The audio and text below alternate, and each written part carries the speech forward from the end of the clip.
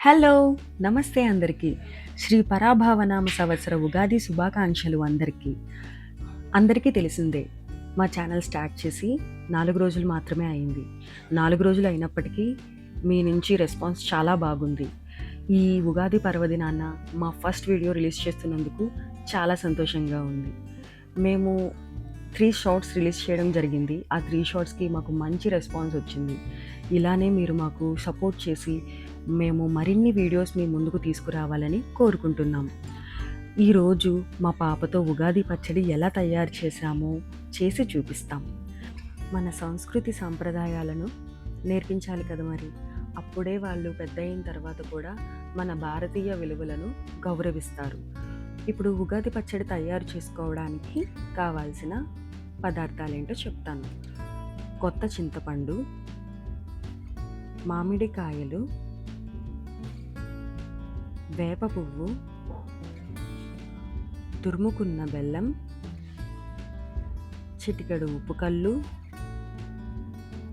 నూరి పక్కన పెట్టుకున్న మిరియాల పొడి. ముందుగా నిమ్మకాయ సైజులో ఉన్న చింతపండుని 100 ml వాటర్లో నానబెట్టి గుజ్జు తీసుకోవాలి. తర్వాత వడకట్టుకోవాలి. తర్వాత కట్ చేసి పక్కన పెట్టుకున్న మామిడికాయ ముక్కలను వేసుకోవాలి. చిన్న మామిడికాయని ప్రిఫర్ చేస్తే మంచిది. తర్వాత బాగా విచ్చుకున్న వేప పువ్వు వేసుకోవాలి. కొమ్మలు పువ్వు మొగ్గలు లేకుండా చూసుకోవాలి.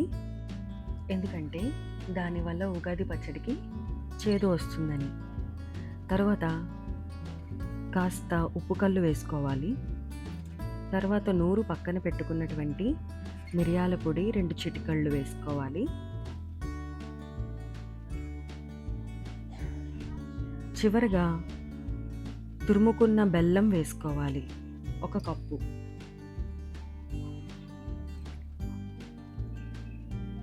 ఈ 6 మిశ్రమాన్ని బాగా కలుపుకుని సిద్ధం చేసుకోవాలి. అంతే, మంచి టేస్టీ షడ్రుచుల ఉగాది పచ్చడి రెడీ.